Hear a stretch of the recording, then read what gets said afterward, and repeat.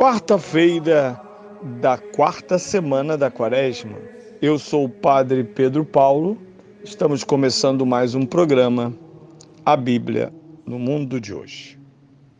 Bem, nessa quarta-feira voltamos às origens, às raízes proféticas do Novo Testamento. A primeira leitura desse domingo, que sai do livro de Samuel, do primeiro livro de Samuel, capítulo 16, 1b a 6, e 6 a 7, 10 e 13a. Naqueles dias o Senhor disse a Samuel: enche o corno de óleo e parte. Vou enviar-te a Jessé de Belém, pois escolhi um rei entre os seus filhos. Quando Samuel chegou, viu Eliabe e pensou consigo: certamente é este o ungido do Senhor. Mas o Senhor disse a Samuel: não te impressiones com seu belo aspecto, nem com sua elevada estatura, pois não foi esse que eu escolhi. Deus não vê como homem. O homem olha as aparências, o Senhor vê o coração. Jessé fez passar os 7 filhos diante de Samuel, mas Samuel declarou-lhe: o Senhor não escolheu nenhum destes. E perguntou a Jessé: estão aqui todos os teus filhos? Jessé respondeu: falta ainda o mais novo, que anda a guardar o rebanho. Samuel ordenou: manda-o chamar, pois não nos sentaremos à mesa enquanto ele não chegar. Então Jessé mandou-o chamar.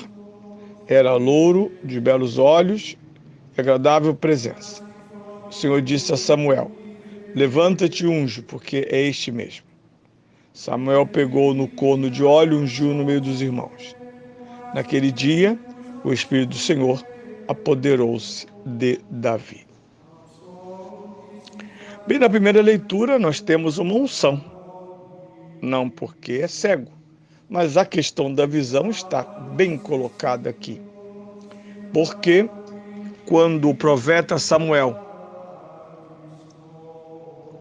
vai à casa de Jessé buscar o ungido que substitua o rei em atividade, o rei Saul, que fora deposto por Deus, encontra-se com talvez o mais velho dos irmãos, Eliabe, que é descrito por Deus como alguém alto, de belo aspecto.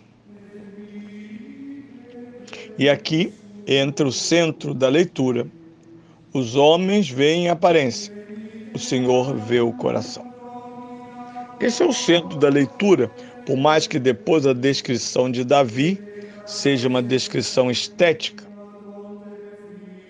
Mas, na verdade, se alguém perguntar o que Deus vê, o coração. E isso é fundamental, esse juízo é muito importante, porque na maioria das vezes, o que vemos, de fato, são as aparências. E por mais que digamos que as aparências enganam, parecer ou parecer-se, mostrar-se, é a porta de entrada do conhecimento. O fenômeno é a ocasião e o discurso do conhecimento. O jovem Davi, que está, aqui não se diz seu nome, mas somente no fim, disse somente que é o filho, o Benjamim, dos 8 irmãos, já que 7 estavam com Samuel, ele nem contava. Interessante que Samuel não contara este mais novo entre os filhos a serem apresentados, era muito jovem e provavelmente sem formação militar, era um camponês. Então nem é contado entre aqueles a quem o profeta deve ungir. Mas como Deus nega a Samuel, e aqui esse papel importante de Samuel, de ser o mediador das escolhas de Deus, nenhum deles foi escolhido, é trazido à tona o mais jovem, aquele que está no campo. E no fim do texto, nós encontramos uma observação interessante, típica dessas, até então, unidades funcionais que estão ligadas à identidade do rei. o rei também é profeta, porque o texto diz, daquele dia em diante, o Espírito do Senhor apoderou-se de Davi. Não se pode governar Israel sem o Espírito de Deus. O seu filho, Salomão, pedirá sabedoria, que é uma forma de excelência do Espírito de Deus. A sabedoria é a ação do Espírito Santo. A descrição da sabedoria, Hokmah, no Antigo Testamento, dentro das obras sapienciais, indica uma origem eterna, indica que alguém de grande importância recebe de Deus diretamente o conhecimento, a experiência para deixar-se governar por Deus. Mas ainda o rei tem um papel religioso, não por acaso ele quer construir o templo, não o fará, será seu filho. Mas ele, além da sua missão militar, além de pacificar, unificar e defender Israel e o seu território de inimigos externos, o rei também tem um papel religioso. Na verdade, ele é o chefe dos sacerdotes, com quem nem sempre o rei tem amigáveis relações. O Espírito do Senhor apoderou-se de Davi, portanto, ele governará Israel sob a base da sabedoria e da unção de Deus. Aliás, o rei não é só escolhido. Diz o texto, Samuel pegou o corno de óleo e ungiu no meio dos irmãos.